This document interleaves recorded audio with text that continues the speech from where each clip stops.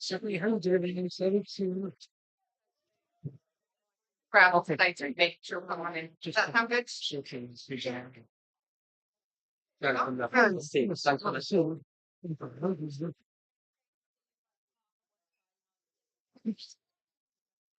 Words. That might be my, you know, Also, we could get another religion. We could stop, How did you?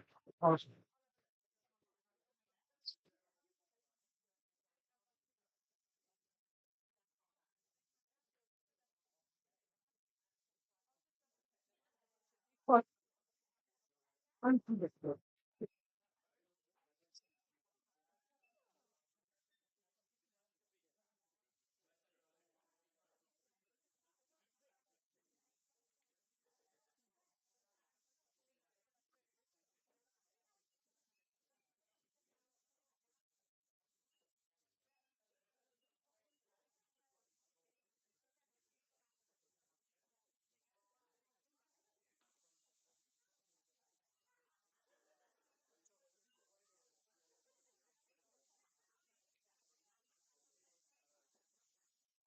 Some people I can find that one.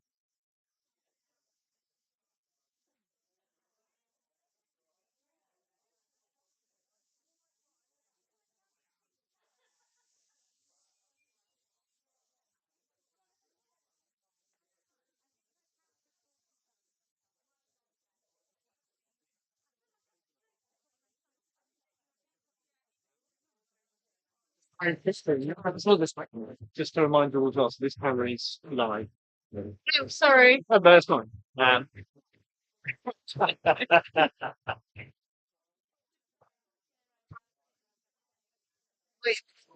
right.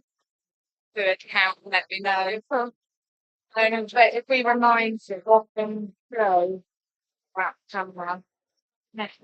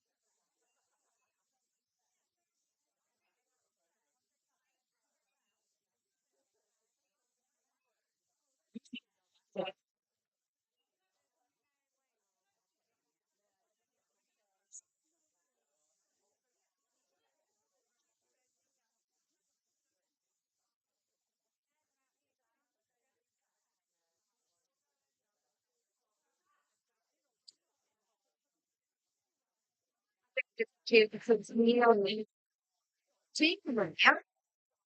Okay. Cheers. This is cheers. Good cheers. We are.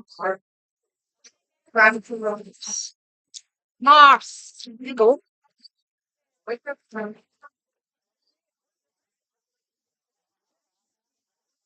Okay.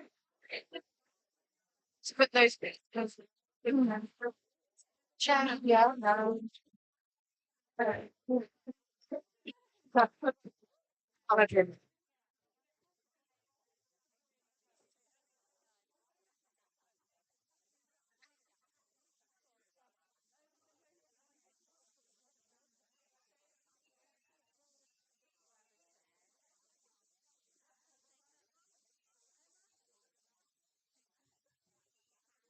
Yeah, we can. I say these are that.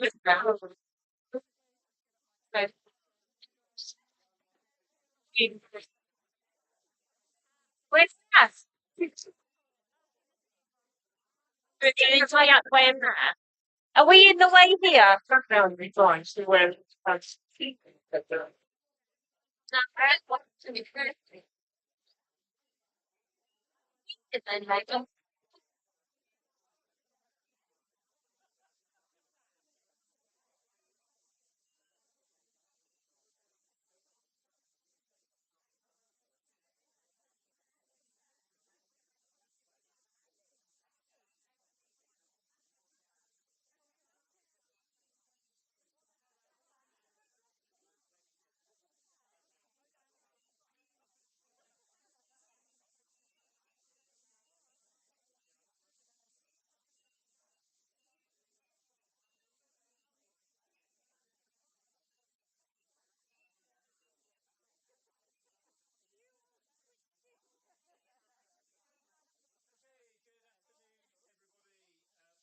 To afternoon two, day two, Tent Talks 2026. For those of you who don't know me, my name's Ian Crowley, I'm the HR Director. And it's my great pleasure this afternoon to welcome to the Tent Talks Chris Turner. Chris qualified as a consultant in emergency medicine in 1992 and now works in a tertiary trauma centre in the West Midlands. He co-founded Civility Saves Lives as a grassroots organisation dedicated to raising awareness of the impact of behaviour on performance and is passionate about the importance of civility in medicine. Backed by popular demand for second year TED Talks, Chris, the stage is yours. Thank you. Thank you, Jane.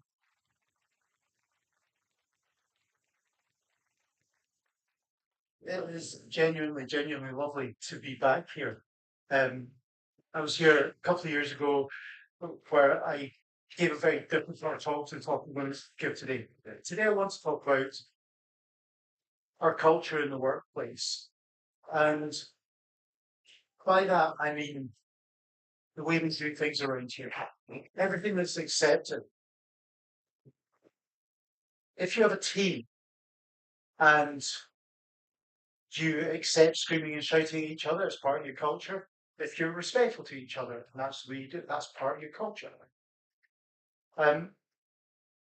All teams have slightly different cultures. You don't get the same culture throughout a whole organisation. It doesn't work like that. Execs would like us to think that. In their world, they set the culture and everybody has the same culture in each different department. But there's loads of evidence on this. Your culture, the way that you do things in your department, is unique to your department. And there's more variability within an organization than there is between different organizations. So you can look at Adidas and you can look at Veterans Affairs hospitals and you can look at Cisco systems. They look like they've got different cultures, but within each one of these organizations, they have far more variability than there is distance between them. And our culture, the way we do things around here, varies a lot. And I like to think about swearing. I think about swearing probably too much. I like swearing. I'm very good at swearing. I'm Scottish. Scottish people are good at swearing. I'm going to try to not swear, right? But also, I'm an emergency medicine consultant.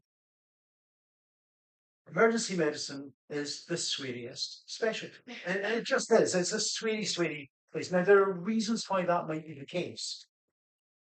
There is a tension release that comes up from swearing. But swearing in and of itself is not necessarily a bad thing. You might not like it. Get that. But swearing can be part of a compassionate culture. Genuinely, you can have a culture that cares for each other, where people swear openly, and that around the world is emergency medicine. I'm not saying that's good or bad. I'm just telling you it exists.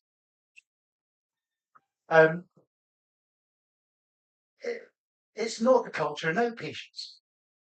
You know, it's not. You show compassion in a different way in outpatients.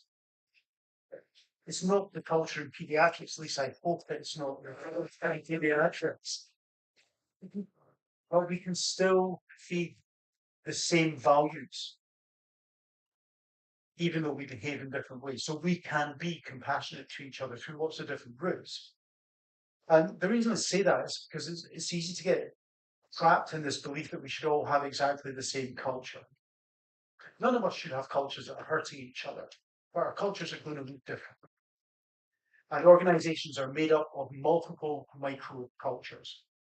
So people do things a bit differently in different departments, but they can hold the same values. You can hold values of caring for each other, caring for patients, kindness, and display it through different routes.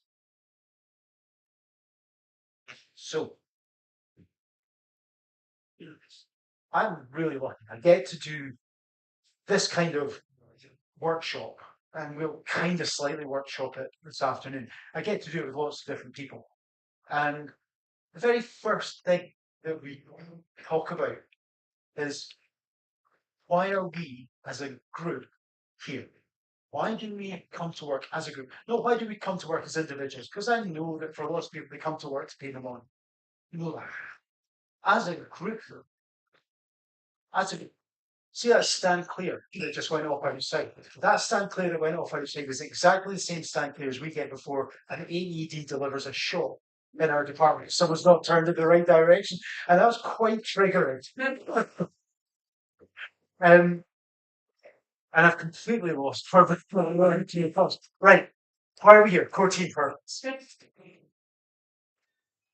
If if I was to get us all to get into conversation, eventually we're going to get to a place where we say that our core team purpose is to look after the people who live around Salisbury in this vicinity that this hospital serves, and we are going to look after them to the best of our ability to provide the best healthcare we can provide.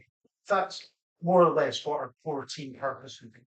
If I did it within individual departments, it would sound a wee bit different. If I did it in intensive care, the core team purpose would be to provide the highest level of expertise to the sickest patients in the organisation, and also to reach out into the organisation to make sure that patients who needed to come to ITU could come, and also that those patients who perhaps we could help and avoid coming to ITU, we can do something for that. And to be as controlled as possible. If I did it in the emergency department, we would say that the staff here are here to provide the highest level of care for the most number of patients, particularly the sickest, but they wouldn't be looking for as much of a level of control as you want to have when you're in intensive care.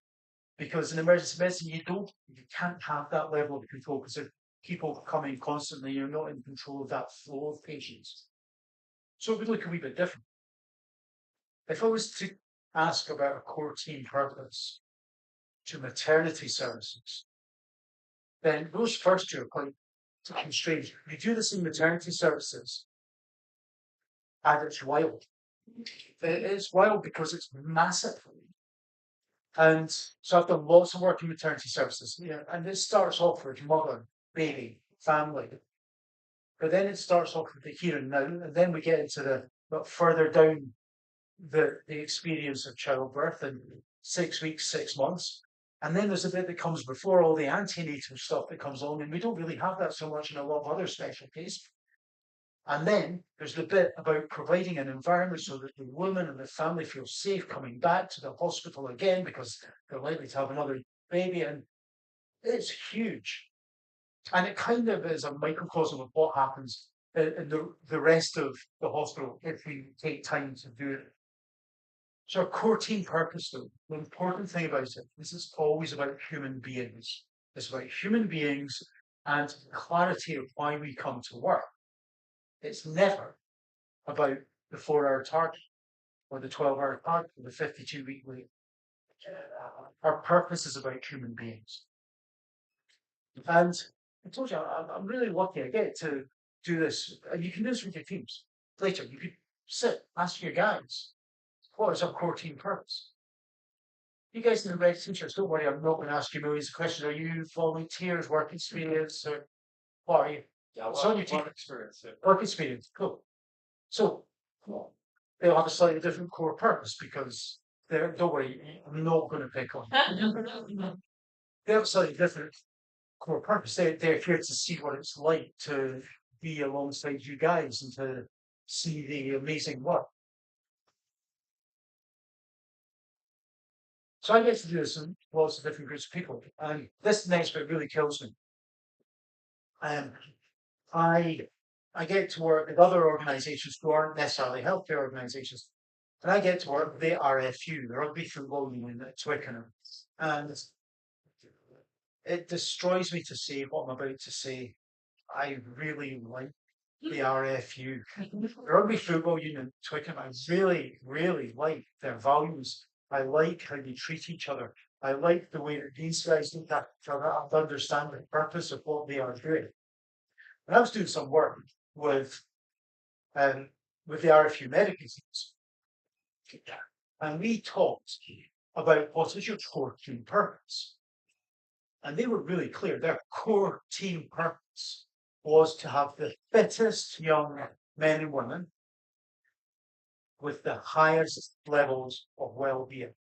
And I thought it was really interesting. It's 15 years ago. There's no way they were talking about well-being. They would have just been talking about fitness, absolute peak fitness. But now they're talking about well-being as well because they get that well-being is really important. So their core purpose is that.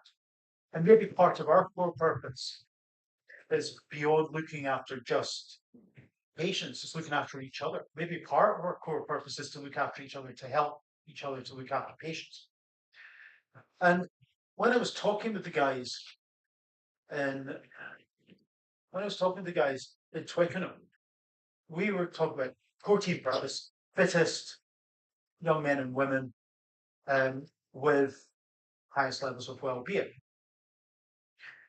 And one of the guys put up his hand and said, well, that's fine. But we have differences in what we're able to provide because the men's first team and the women's first team, 3 doctors, 4 or 5 physios. Right? That's a lot of resource. If you're dealing with the under 18s, you get 1 doctor, 1 physio. You can't do the same. You do something different. You can't do as much. And it's important when we're talking about what our purpose, why we come to work, to be able to describe what's stopping us doing it to the level that we would want to do it.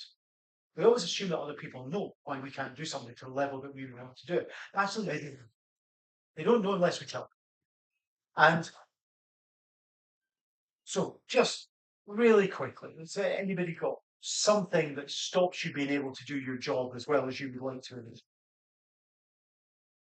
Does anybody just chuck in? What? The IT system. Oh, the IT system. All right. Yes. So I would sit in under category of environment, but around the world,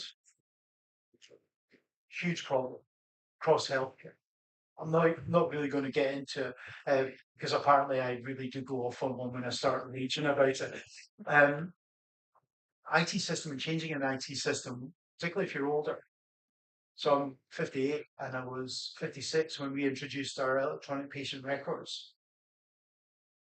I became so much less effective overnight. And it's a very common thing that happens to people who are a wee bit older when you're into the system. So IT system. Anything else? What else constrains your ability to resources? Yeah. Having enough resources generally. Staffing. Staffing, resources, anything else? One more thing. Money. Right. And that's it. That's the big stuff right there.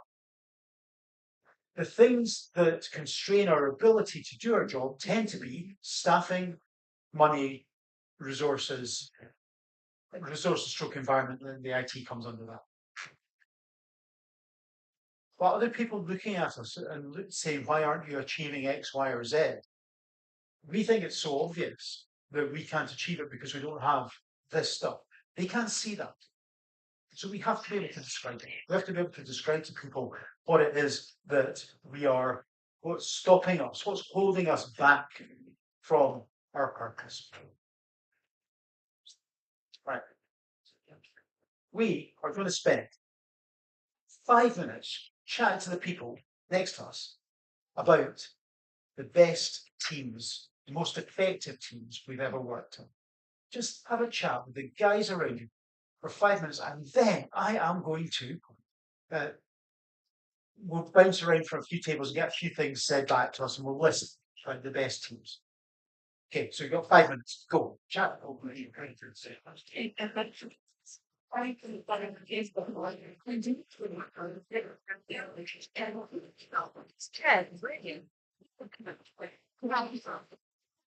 Yeah, yeah. I,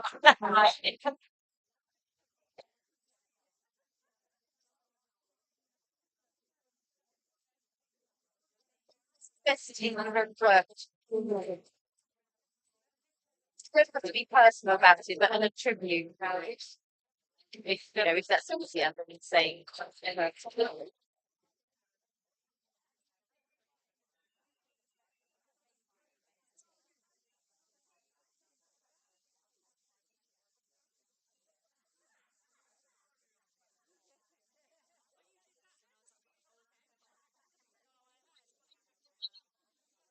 So was they nice, Megan?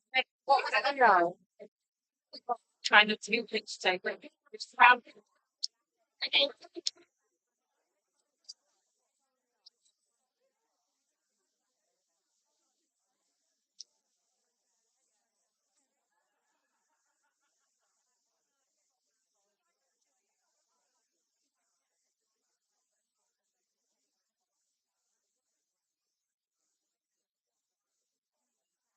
So, so no judgment. That's it.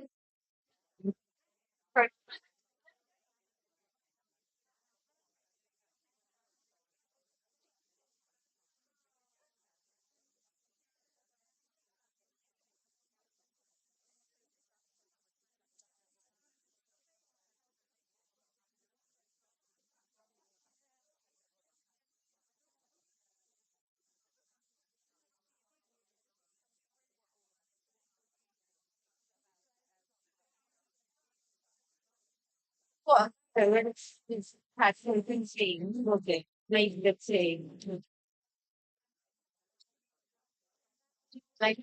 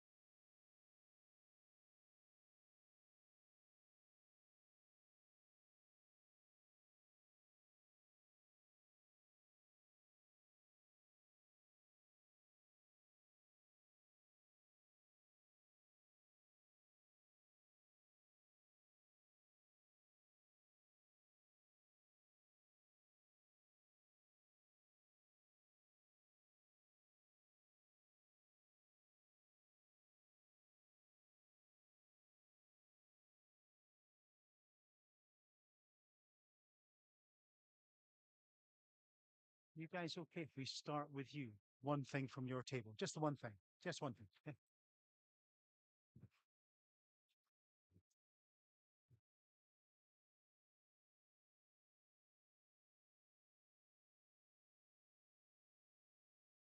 5 seconds.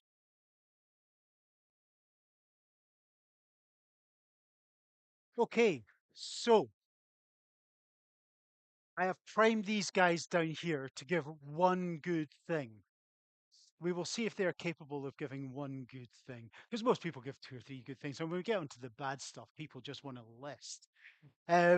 One good thing. Clear and honest communication. I would argue that's two. Um,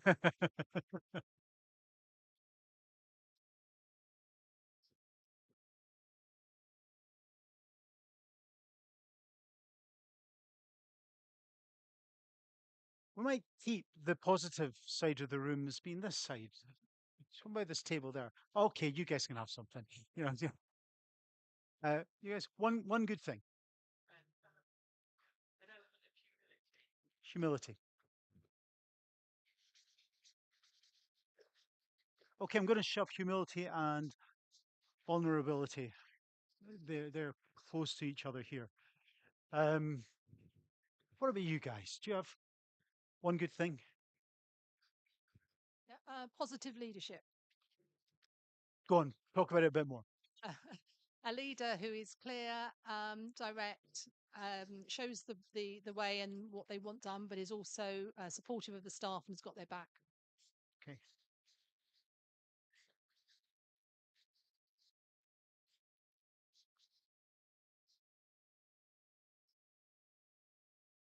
Oh, you've got your hand up. You've got to be allowed to say. Good teamwork. Oh, sorry. Good teamwork. What's good teamwork to you? Like working together, supporting each other, like sharing the workload, that sort of thing. Okay. I'm going to pick up on sharing the workload there. Came up this morning as well when we did a bit of this morning. Good teams sharing the work, leaning in and helping each other out. You can choose, Sophie, which table you're going to take that to. Yeah. Because minimal movement. Why not? One good thing. We actually said fun. Fun. Thank you. Yep. Can I go again? You can choose again. Yeah. Cool. Do you guys want to say something? I'm loving this. It's like stealth. Sophie just sneaks up on people who are paying no attention. I would go for respect. Respecting. Respecting each other. Okay.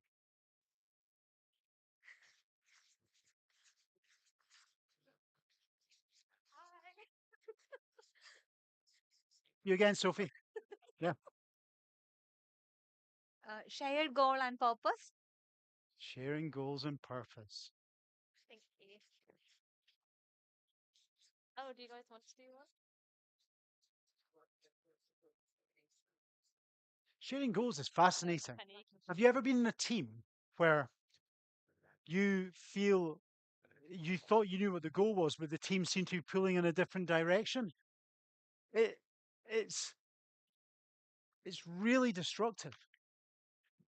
It's called goal alignment, and it requires clarity in our teams to understand the direction that we're going in. In my world, I have lost goal alignment once or twice in the past in a really critical situation, in a cardiac arrest. So in a cardiac arrest, we start off trying to get recovery of spontaneous circulation, ROSC.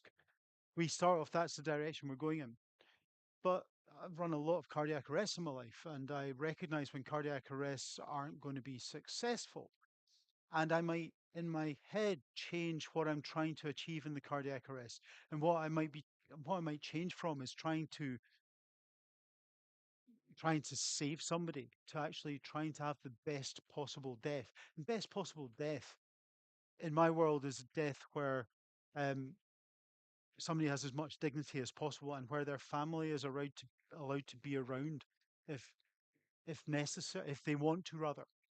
And if I don't articulate to the team that I don't believe this is survivable, but I want to get the family and I want them to be with somebody, because we know that about the last thing that goes is hearing, and it's an opportunity for people to tell somebody that they love them. This is important stuff.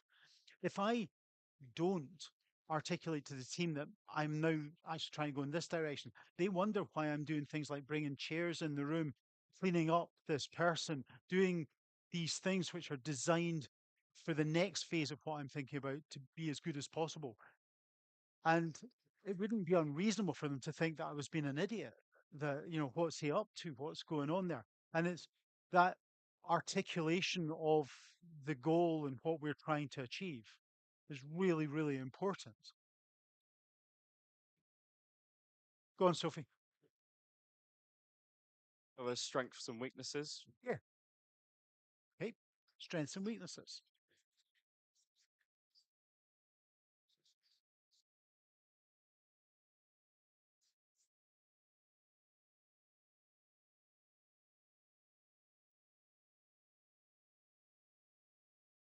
I work with some guys who I love them. They're great. They're fantastic guys. But a couple of guys I work with don't do emotion.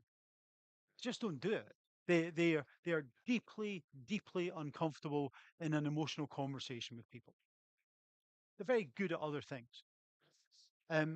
it's not their strength. Yet sometimes the system tells them that they should be the one having that conversation. And I'm not sure that's right. I'm not sure they should be having the conversation. They're lousy at it. I've watched them.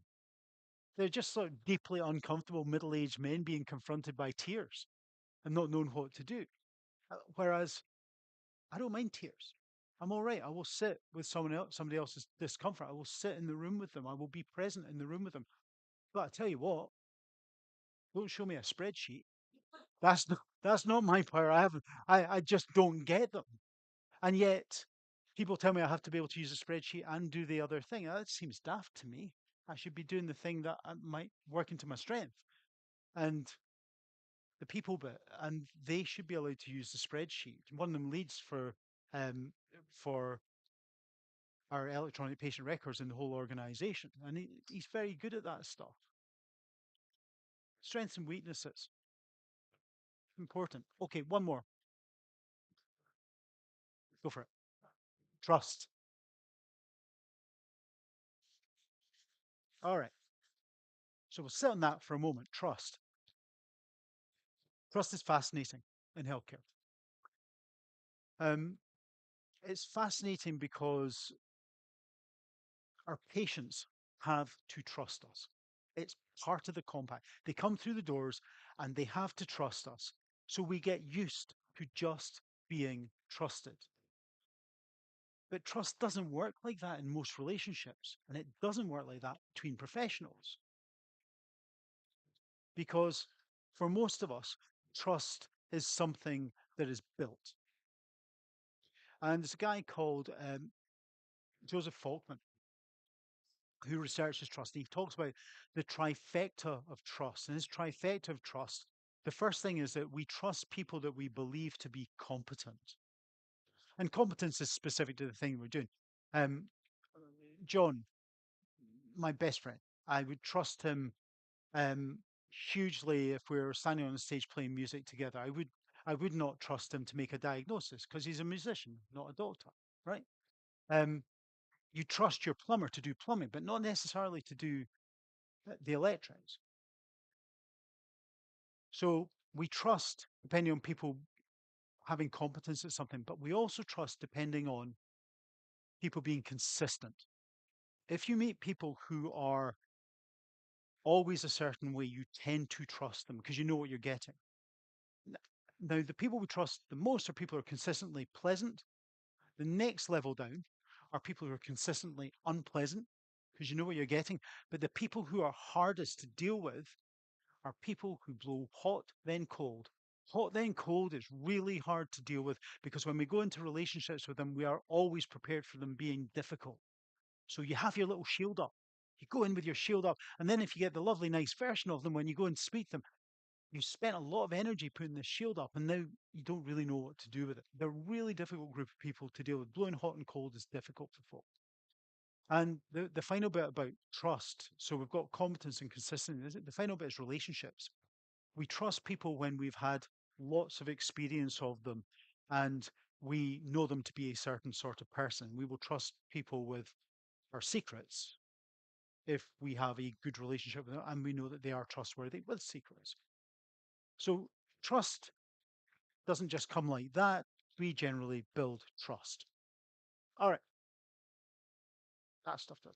Has anybody got something else they bursting to get off their chest before we go into the negative stuff? No? Okay, go for it. So I'm really sorry. Say again. Moral conduct. Talk to me about, sorry? Tolerance. Love you. You're my kind of guy. Yeah, yeah. No, it wasn't that sort of love.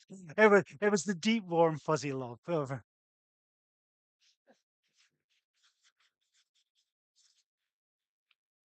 Tolerance. The opposite of zero tolerance. Right. I'm going to rant about zero tolerance for a second or two, and then we can talk about something else. Zero tolerance. Organizations go on about zero tolerance. It never works because We are people who love, and we are tolerant people.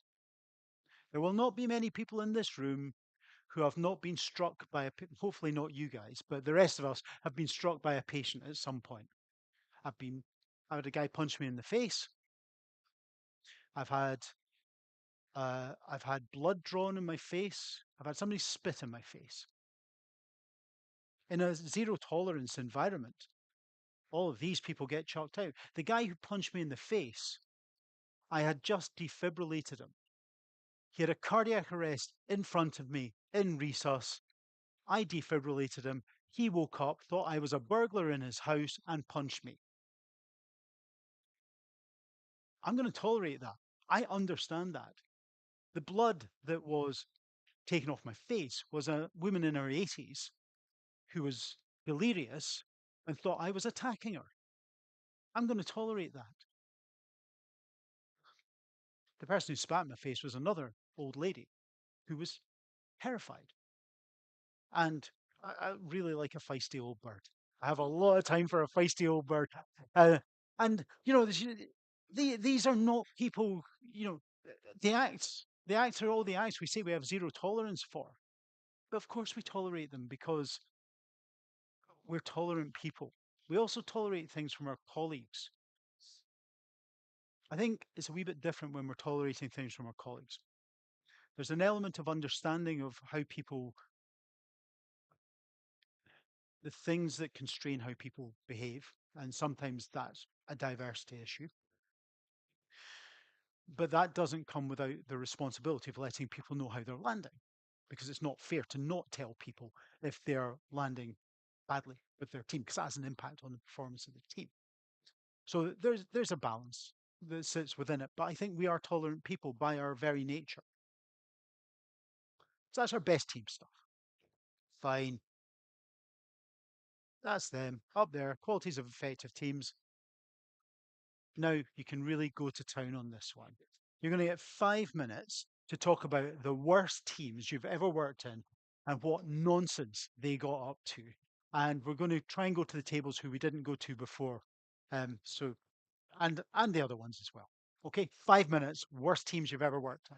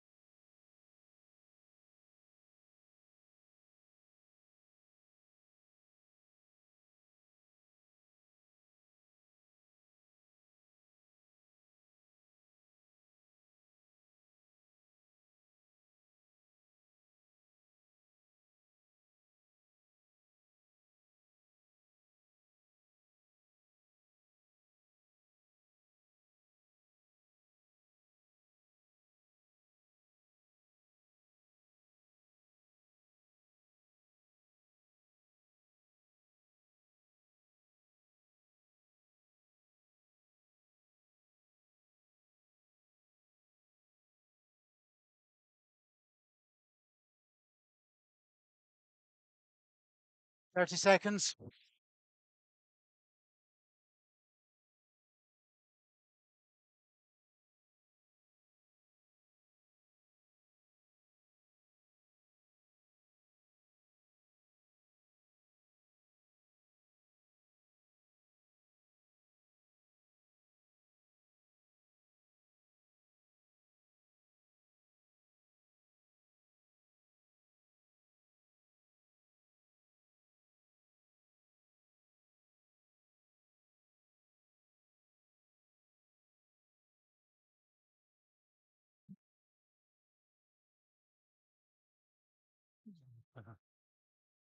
Okay.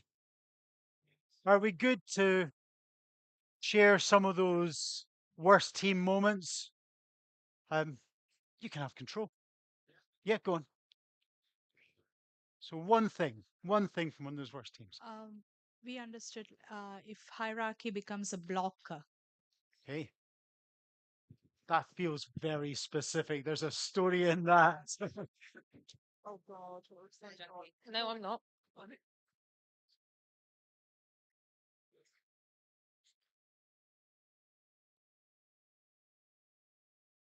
Dishonesty.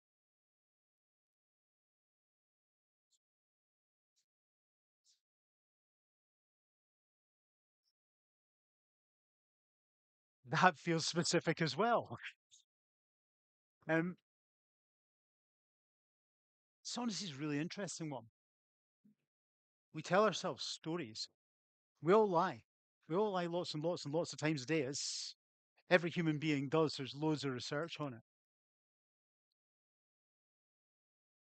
We lie to ourselves. So it's going to happen.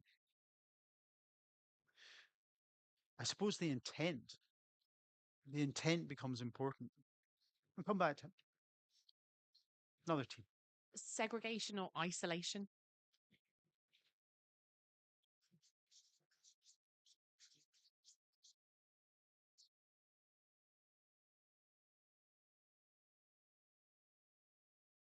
I'm going to come back to dishonesty. There's a reason you guys said it. How did it make you feel, the dishonesty?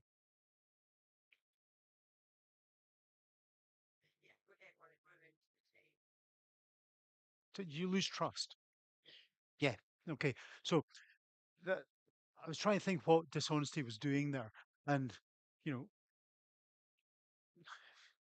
you can't believe what's coming out of somebody's mouth.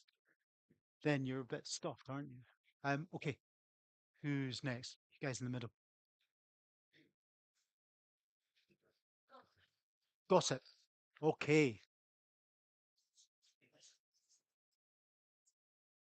So gossip's fascinating.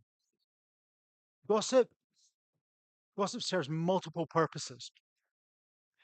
And there there are reasons why people talk about things that can sound like gossip from the outside, but which are often sense making.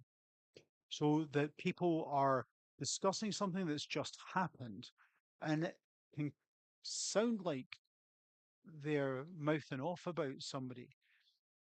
Sometimes they're trying to get a sense of, is this reasonable? Is my interpretation of this thing reasonable? People need to talk, and people need to talk. On some levels, it's how we respond that's more important.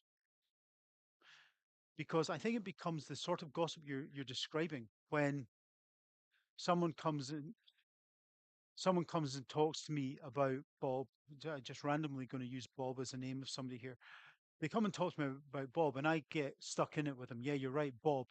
What a nasty piece of work. Bob's awful. We hate Bob. Then, then what I'm doing is generating I'm generating a narrative about Bob, and I'm affirming somebody else's belief. And Bob's in the background, Bob's theme tune is changing. Everybody in this room has a theme tune. It's the music that plays in other people's heads when you walk in the room. And it is the lens that they will interpret everything you do through. And it's different theme tune, different people. But if you walk into a room and people hear the theme tune to Jaws, they are scanning everything you say for threat. If I walk into the room, you're the theme tune to Jaws, I start talking, I say, hey, how you doing? You're thinking, what's he up to? What is he up to? Now, if I walk in the room and I have a positive, upbeat, happy tune going on in your head, and it's interesting, it's easy to talk about Jaws, right? Everyone knows that. But everyone's got their own positive, happy, upbeat songs, which are different to each other. But if I walk in the room and you hear something positive and happy and upbeat, and I say, hi, how you doing? You will tell me how you are doing. That's what you'll do. You'll engage. We are seen through the lens of our theme tune. It's our reputation. And it's really powerful. It's powerful in conversation. It is massively more powerful in email. When somebody's name appears in your email inbox, there will be people that drop into your inbox and go, oh, yeah, excellent, it's them. And there'll be other people whose name drops into your inbox and you will feel your heart sink and the will to live slowly ebb away. That's because they've got a terrible theme tune with you.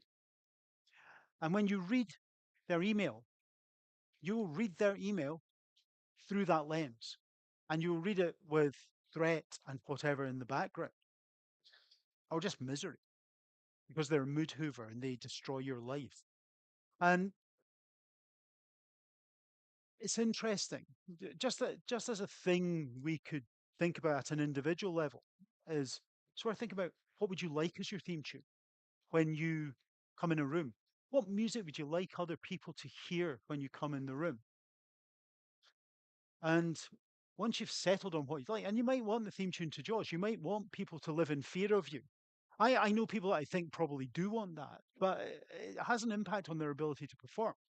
Once you've decided what music you would like to play as you come in the room, what your theme tune would be, the next thing is to think about how do you need to behave in order for people to hear that. To go back to your point about gossip, if somebody comes and talks to me about Bob, and Bob has a brilliant theme tune, and they come and talk to me about him, I'm going to go, listen, I know that sounds like a really difficult situation for you, but I've known Bob a long time, and I can't imagine he would possibly be meaning it that way. And I get an opportunity to stop Bob's theme tune getting worse in that moment.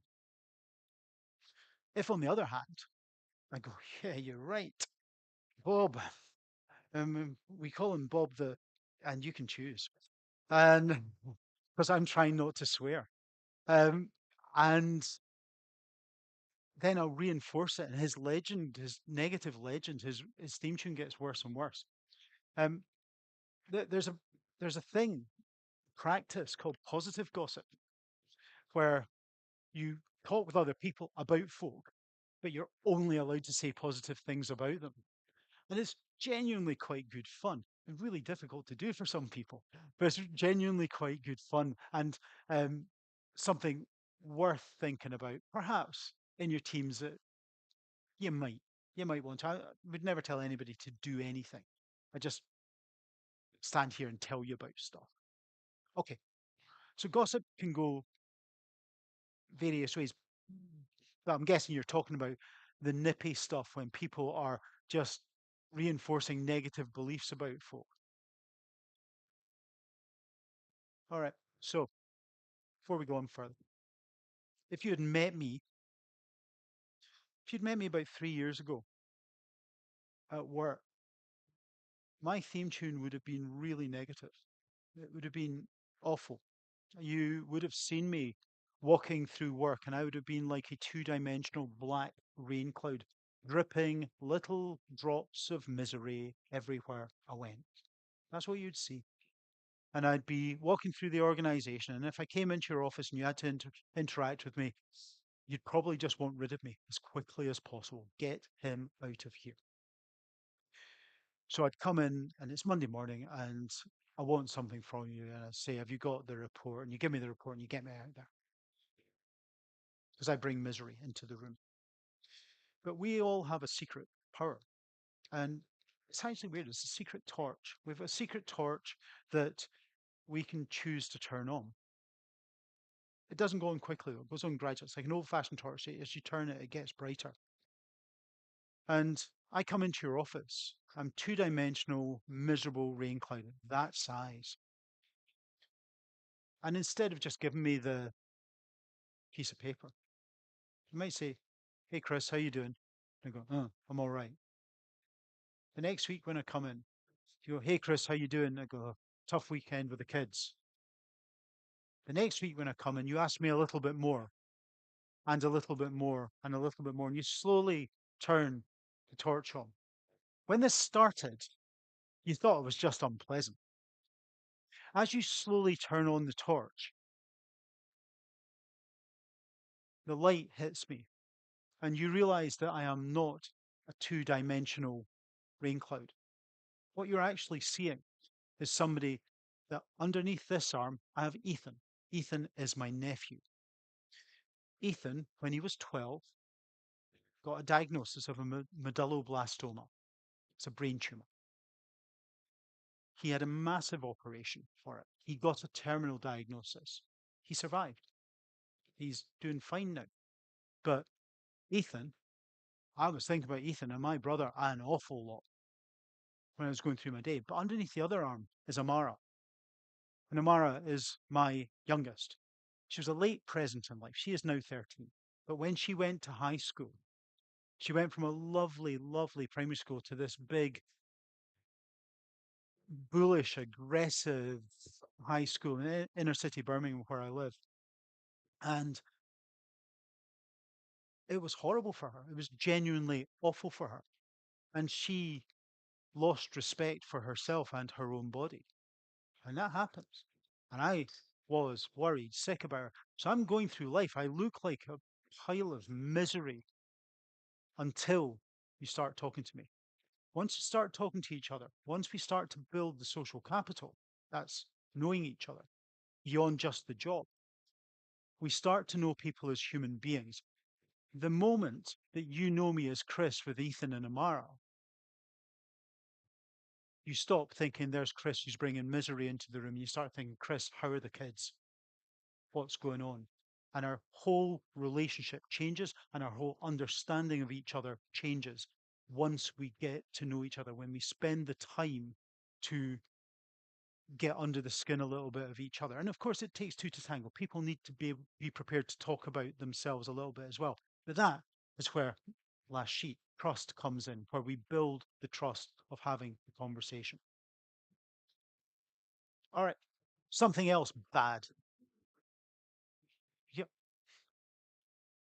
I am deaf and old. I can't hear you. I'm sorry. Do you see? Was it bullying? Yeah. Ah, Bullying. bullies. Yep. Anything else? The poor work ethic. Poor work ethic. Oh, now, okay. See, now you've triggered me, all right?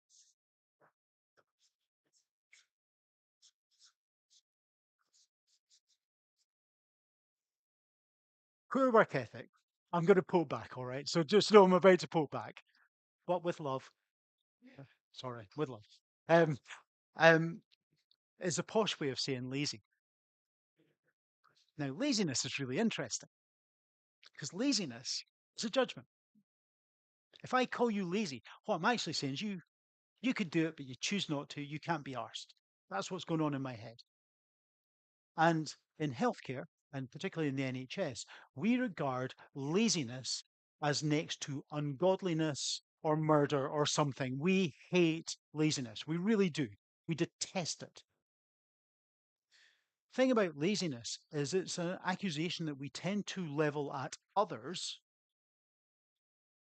but not at ourselves. Because we know why we don't do things.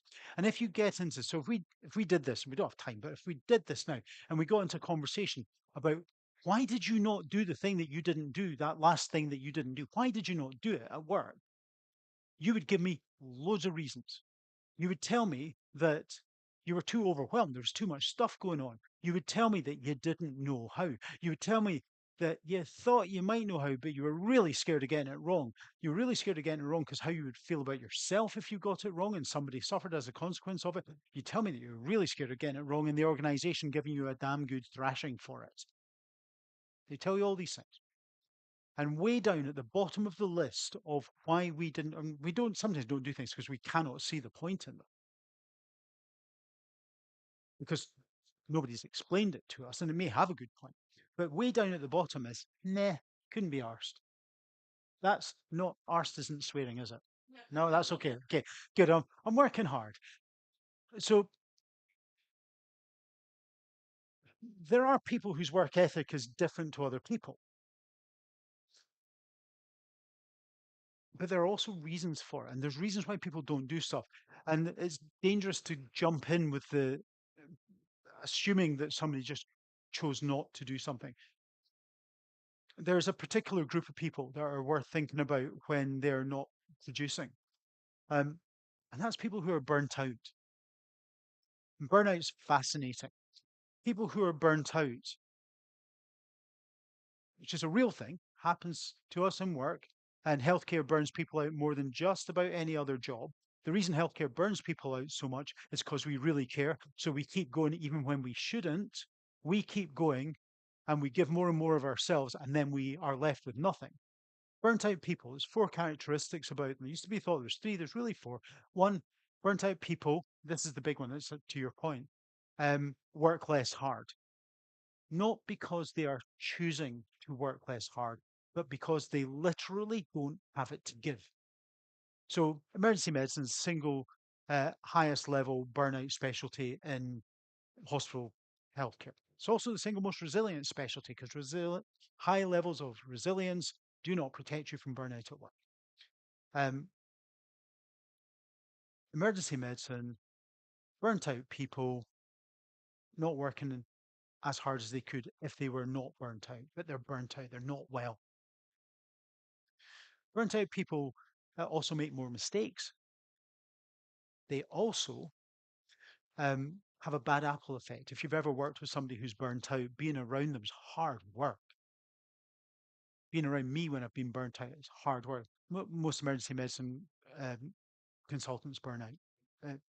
You get better from it, but you do burn out, and I've been properly burnt out 3 or 4 times.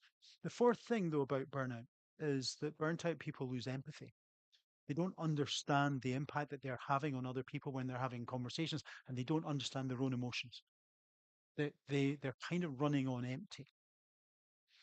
And that means that sometimes they have conversations with other people that leave those other people really distressed. Anybody watching it thinks, holy crap, he's a nasty piece of work. No idea. No idea that they're doing it. And it's a real thing. And our risk there is to the judgment that they're a nasty piece of work. Judgment is our risk here. I'm going to stick on burnout for a second or two, just really super quickly, because you can do something about this. Well-being at work, burnt out down here. Crap, we don't want people to be burnt out. Not burnt out is here, but that's not the whole story. Because up here is high levels of well-being, high levels of engagement, those happy bunnies who bloody love it and think it's brilliant. And here's a wee sense check for you. You have met happy bunnies, and you've probably met them. Hopefully, some of you are happy bunnies just now. If you meet a happy bunny who tells you how brilliant it is, how awesome it is, it's absolutely fantastic, isn't this great what we get to do? And what you really want to do is grab a chair, put it down, take them over, and give them 20 minutes of why it's really crap. You are probably further down here than up there. And that's a sense check for all of us. Now, if we want people to have high levels of well-being, and I'm going to do, this is a 4-hour workshop I'm going to do in 2 minutes, right? So we're not going to workshop it. There are 3 components to your well-being at work. The least important one of them is personal resilience. It's about 20% of your well-being at work. A guy called Tate Shanafelt researches this. Personal resilience is what we can do for ourselves. All the hot yoga you can eat, that's down there. Mindfulness, down there. It's important, but it ain't going to fix it. The two other 40%, one of them is called efficiencies of practice. That's having a workplace where you can actually do the job you come to work to do. If your organization doesn't allow you to do your job, that will damage you at an individual level.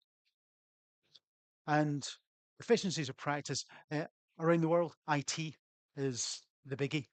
It's the biggest inefficiency of practice around the world. But it's things like not being able to get parked. It's things like not having milk for your coffee. It's things like not having enough toilets, stuff like that. So inefficiencies of practice. The other thing that fits into well-being is what's called a culture of wellness. And a culture of wellness is having a culture where we know what we stand for and where we treat each other in ways that leave us feeling valued and respected.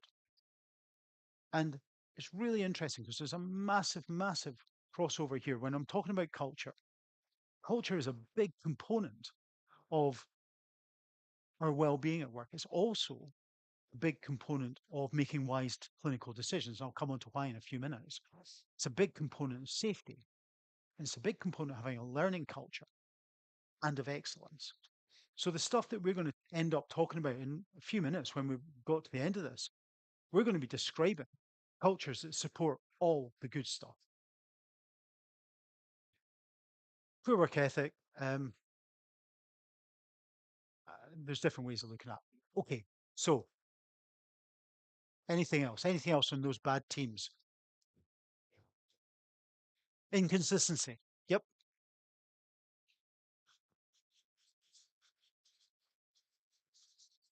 Consistency is interesting because people often think they are consistent in what they're saying. But it's the nuance of why they're making one decision for one person, one decision for another person that is lost on everybody else. And there's a difficulty there for us because we often know something about someone that we're not at liberty to explain to other people. So it leads back to trust. It leads back to having trust in the people who are making those decisions, that they're making those decisions on the best basis. And that's about building that trust over time.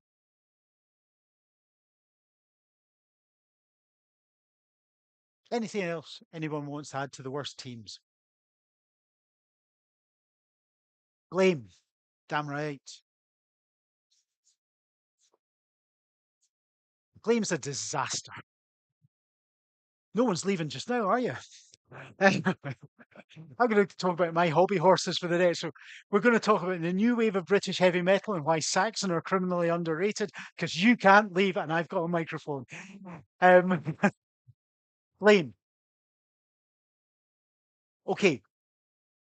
The moment we start to move towards blame in our culture, people shut up because they don't feel safe. They don't feel able to tell us what's happened. They are fearful that they are going to get into more and more and more trouble. And I'm going to give you something just to keep a wee ear open for, and it's the use of a particular word. It's accountability. Accountability gets bandied around in healthcare, particularly in the NHS. And accountability is fascinating. On a personal level, accountability, choosing to take accountability, is a really powerful leadership behavior. I take accountability for what happens in the department I work in when I am there, whether I knew about it or not. I take accountability for it. That's how the system works. And I am perfectly comfortable with that because that means that it's my job to know what's going on, or at least to provide an environment where if something is going wrong, people come to me and let me know. I take accountability. It's called radical accountability. So accountability on a personal level, when we choose to take it, is one thing. But accountability, when we start saying, I need to know who's accountable for this, that's blame. That's actually blame. It's just a posh blame word. So just be aware of that. And I don't know what you do about it, but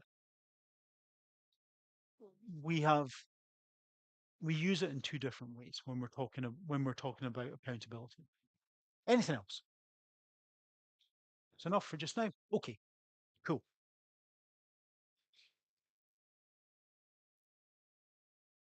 So we have named the good stuff in teams and the bad stuff, the red stuff. Here's when this becomes really interesting. In healthcare, but not in all jobs, but in healthcare, when you believe that you are in a good team, you almost certainly are. Michael West, Jeremy Dawson, early 2000s looked at this. Teams that believe they are good literally save more lives. We are very good at assessing whether we're in a good team or not. So see this stuff. This isn't for nothing. This is the real stuff. 10 minutes. Speed up, Chris. This is the stuff we want.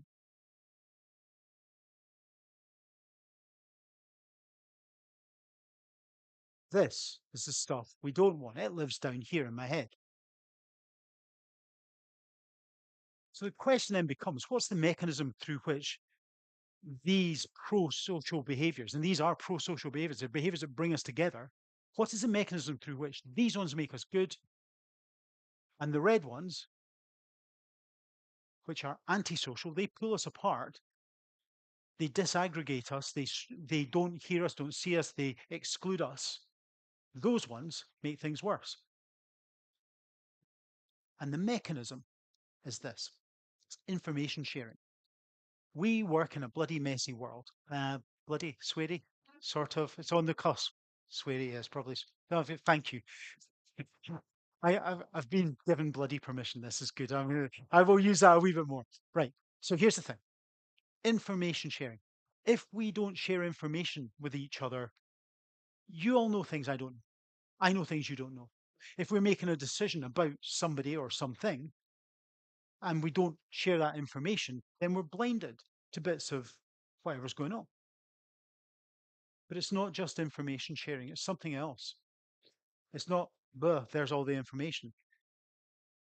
It's being able to discuss it. It's being able to talk it through. And this is really interesting. So there's a thing, the next set of slides, I'm going to do them really quickly, are the most important set of slides in all the slide decks that I use. Because it's a question we can all ask ourselves. It doesn't matter what we talk about.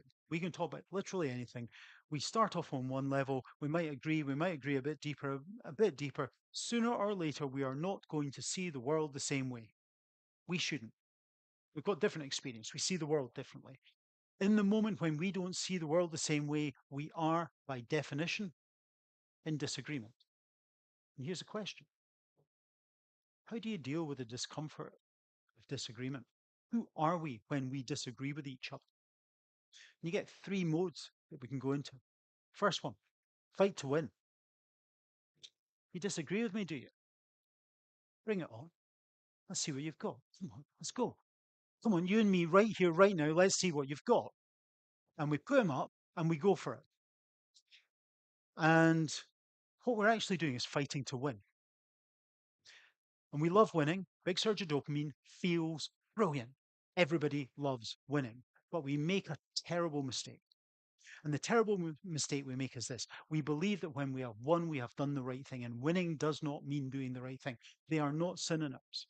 What winning means is that we have dominated somebody else.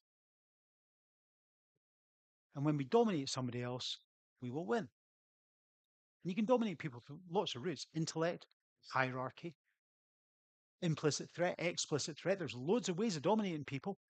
We can dominate people. We will win, but it doesn't mean we've done the right thing. And I bet that loads of us in this room have won something, then been driving home later on and going, what the hell did I do? Because we realized that we didn't do the right thing, but we did win. And it felt kind of good in the moment. Fighting to win. Information comes in and we destroy it as it comes in. And people who have to win are called super chickens. Super chickens, after an experiment by a guy called William Muir at Purdue University. This is basically what he did. He took the hens that laid the most eggs, he put them all together in a coop, and he put the normal chickens in the other coop.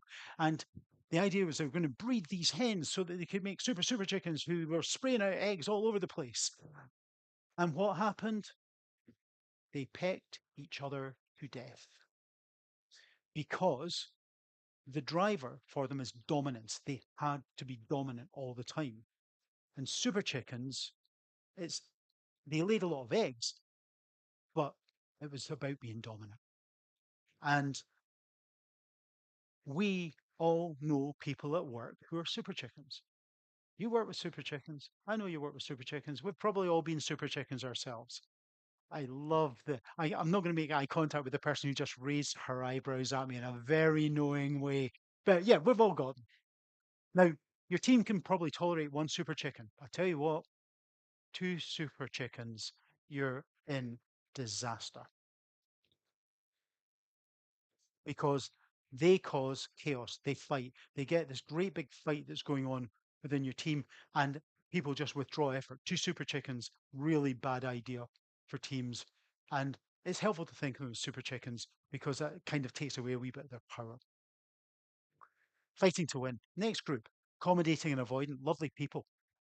My kind of guys. This is me. I don't like fighting. Come from Edinburgh, quite uptight and reserved. And I just don't like it, and I will shut up. The great folk, I love folk that are like that. Be most of you. There's a problem. We know stuff and don't share it. We know stuff and don't share it. And when we don't share it, it means it's not out there for the decision that's going to be made.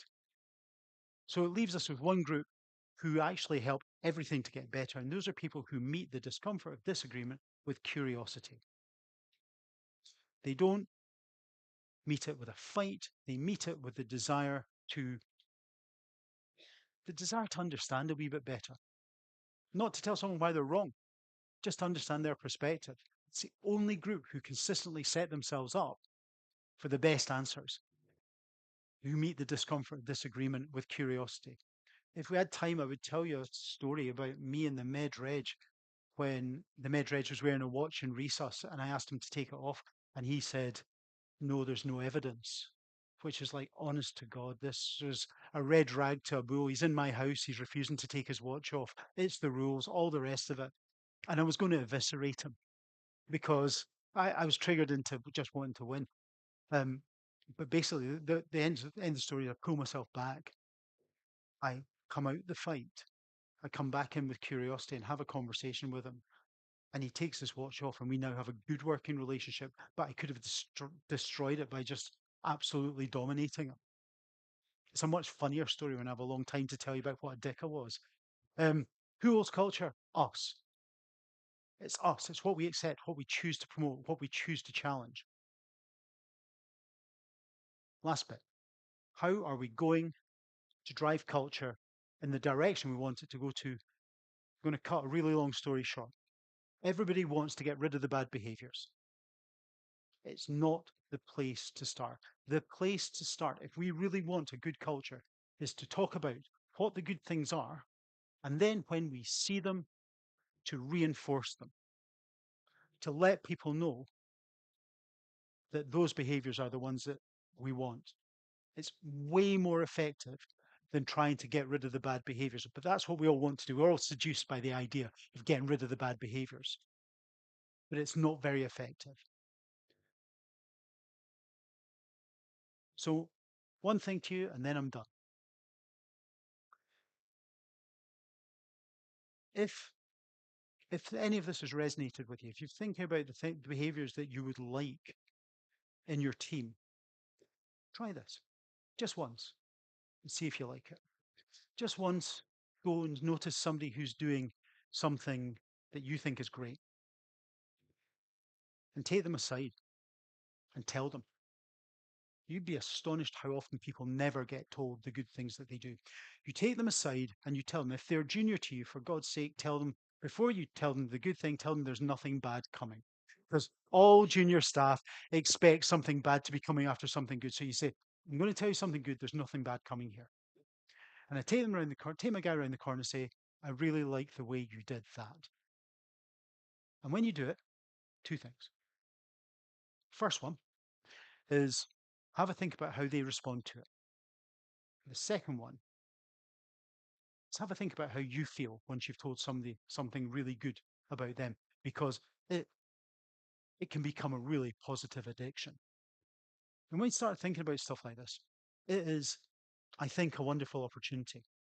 It's a wonderful opportunity to name the sort of cultures that we want to have in our teams, to be explicit about the things that we want, and then to reinforce them so that we get more and more and more of them. When we do that, the evidence is you can drive your culture in a positive way, in a statistically significant way, in less than a year. And that's pretty bloody powerful from my perspective. Thank you so much for your time. I really appreciate it.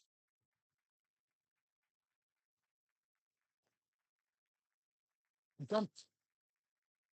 Thank you, Chris. Thank you, Chris. Unfortunately, we have, or fortunately, depending on your way of looking at things, we have another session here at 2:30, and I know there's a group of people at the back there that need to go over to Sir Al, I believe, in the tent next door. So if they make their way out, we might be able to take a couple of questions from the floor, but just a couple of quick ones once that, if anybody's got anything, or just hang around and talk to Chris one-on-one. We're going to do the one-on-one.